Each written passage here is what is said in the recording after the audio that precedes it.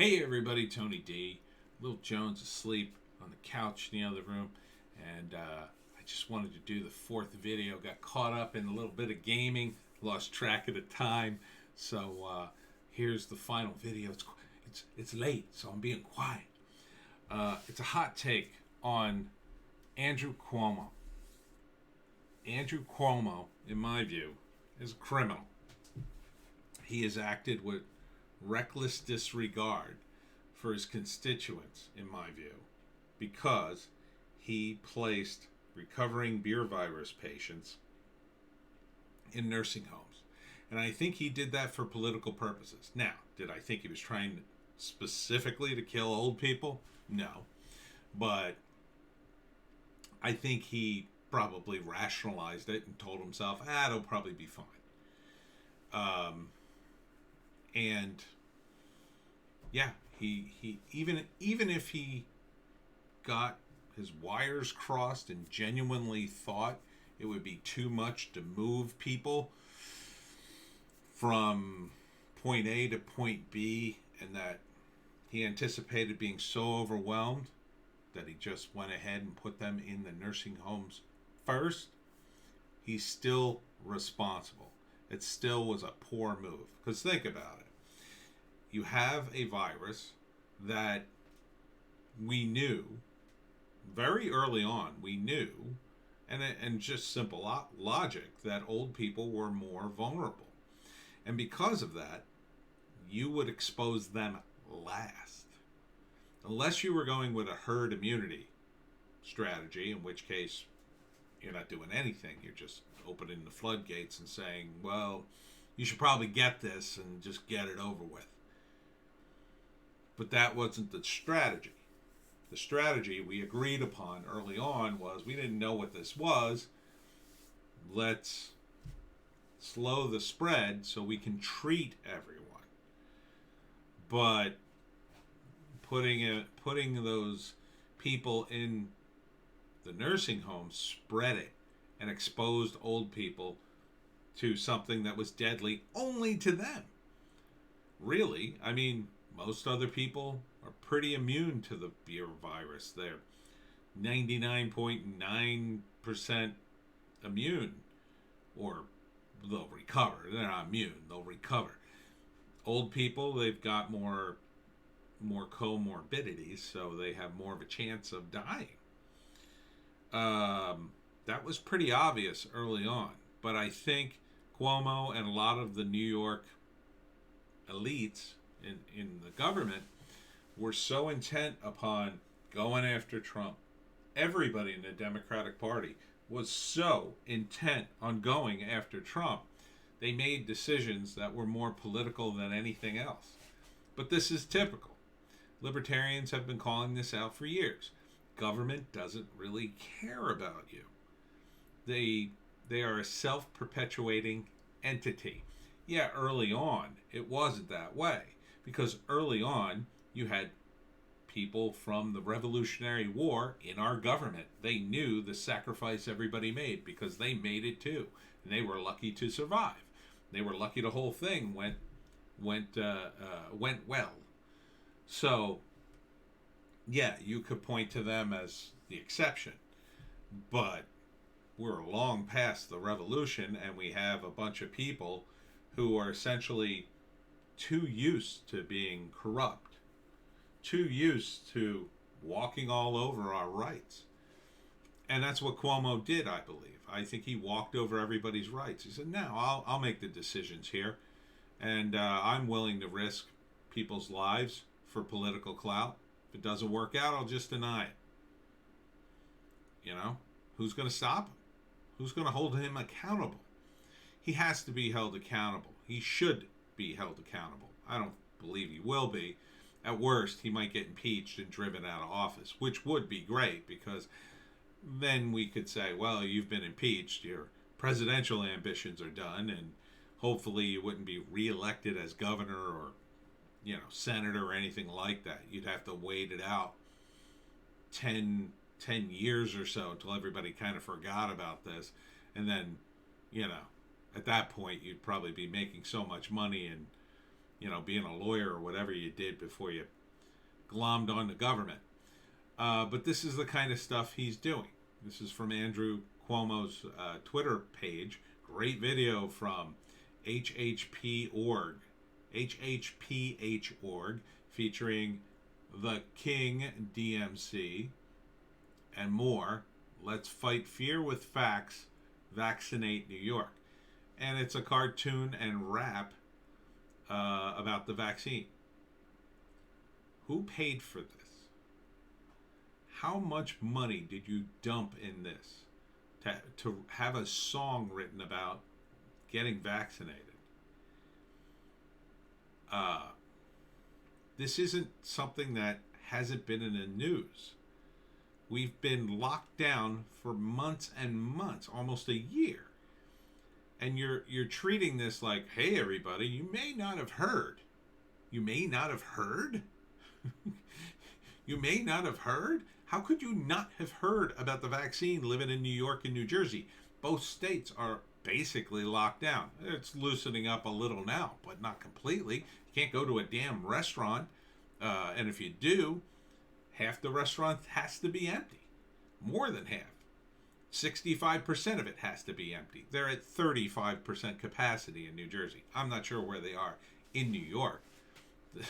New York City is falling apart. De Blasio is letting people run wild. And the cops they're checked out. I don't blame them. They're not getting much support. The priority seems to be in New York City.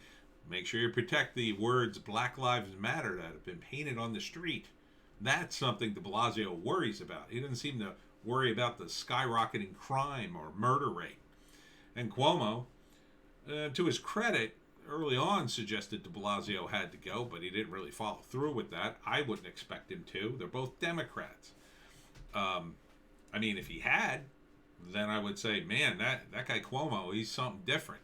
He don't mess around. He calls people out no matter what party they're in. But he didn't do that. And he's just as guilty as de Blasio. They're both guilty of killing New York City, and killing the state. Not only should neither of these two be reelected, they should be barred from public service for the rest of their days. And this cartoon, this isn't a joke. People have died. You're making a rap? For who? Oh, is this how you think people of a certain race communicate? I hold everybody in higher esteem than this. I don't think they need a song. I think they just need to be told the facts. And part of the problem is you have to push the facts through the prism of whatever politics you're pushing. And that's why the facts don't sound very good. In the state of New Jersey, when my tyrant governor Phil Murphy would announce through NJN.com the latest deaths from the beer virus, they were not great numbers, because sometimes the numbers were people who had died weeks ago. So we had a run in the summer when nobody died, but that's not what was reported. What was reported was we had 7 deaths reported today. And that was, they didn't die that day, but the implication was that they did, and they wanted to keep that going throughout the pandemic, I guess. I can't speak to their motivations, but I can surmise it from the way they acted and what they've done. They've exaggerated the claims to keep people afraid. It's not that the virus doesn't exist. It does. It's not that it isn't deadly to certain people. It totally is. But these people have used it to exploit it for their own political gain. Cuomo in particular. And there's a huge risk in that. People can die, get killed, and I think they did. I think they did die, and they were killed by his actions.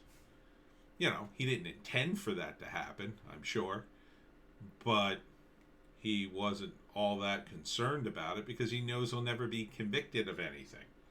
They're not his relatives. Oh, if they were his relatives, oh, you wouldn't get a beer virus patient anywhere near the place. And Cuomo would have people punished severely for, even attempting to do it. It's no joke.